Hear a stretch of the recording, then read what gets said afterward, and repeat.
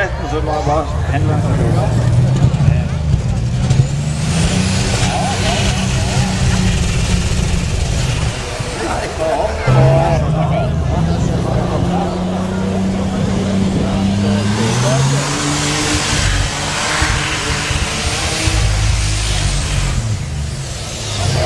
Før det ned i bakken.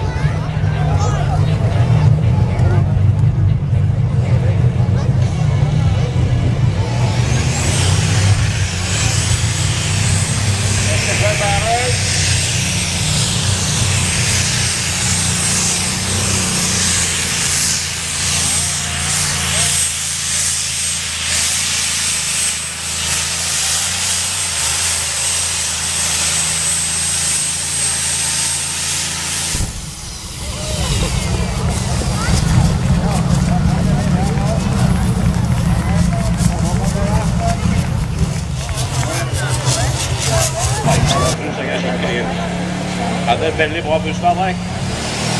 Så kan vi ha en rekk her. Ja, det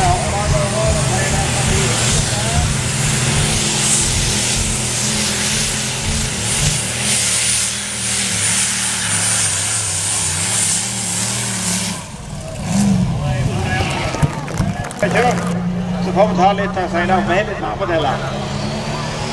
Ja da, så setter vi i gang motor 3,5 volt. Førstemann ut. Det er Jon Dyre, Mikael Kasper. Veldig klart til vanlig.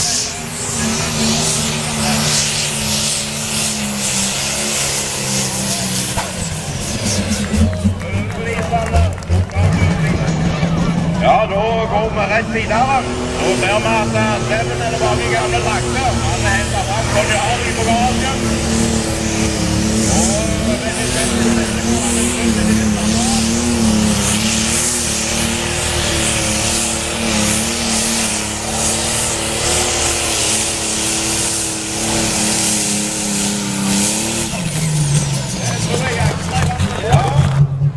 Det er 2 grønne flagg. Han står og veiger i gang. Ja da.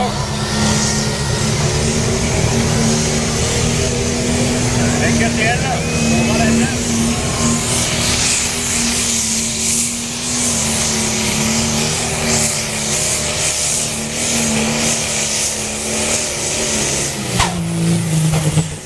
Ja da.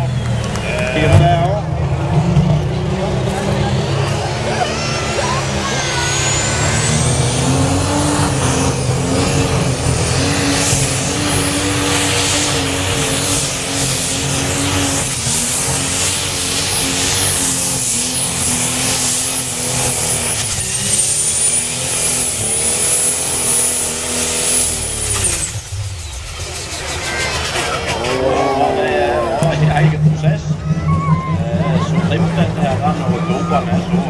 Overdimensjonert i forhold til motorer normalt, at det kunne ikke virke.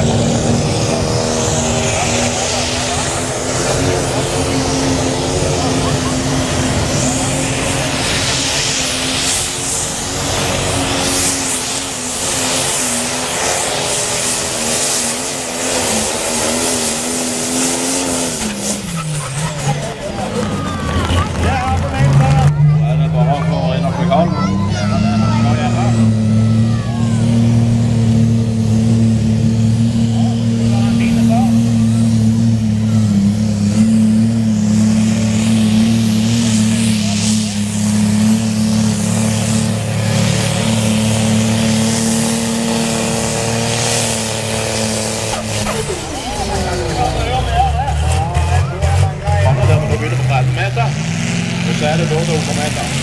Ja, det går.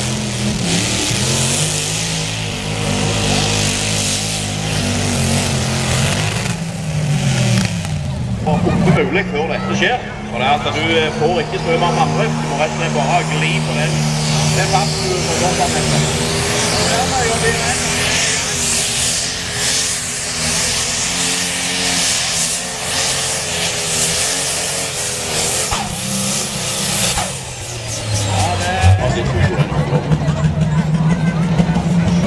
Ja, men jeg er klar her.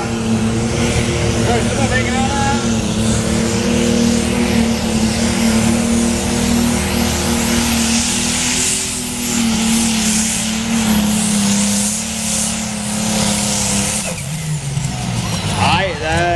Det mangler det. Skal vi se, det er om å gjøre å få en god start. Og prøve å holde trekket så beint som overhodet mulig. Da ser vi at han velger å trekke lite grann av høyre bak.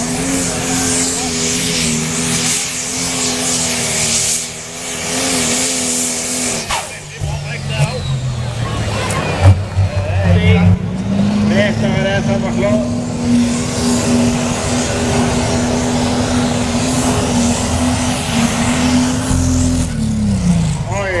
Det var ikke helt som jeg hadde tenkt. Ja nå.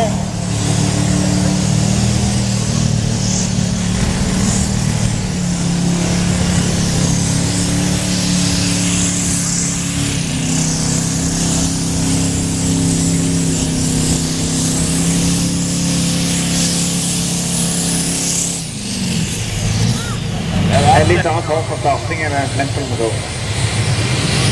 Her er det 2 grønne flagg, og hører vi at de setter i gang.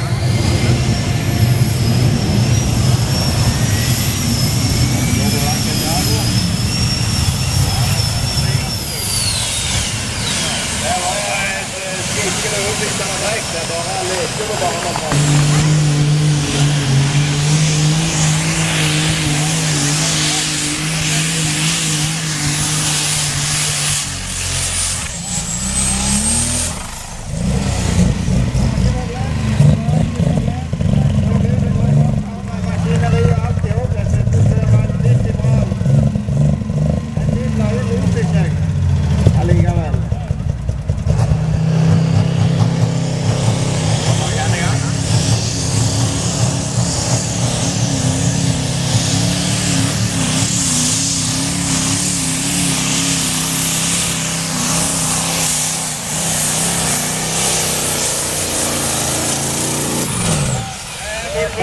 ...80-90 meter, da er det ting som skjer.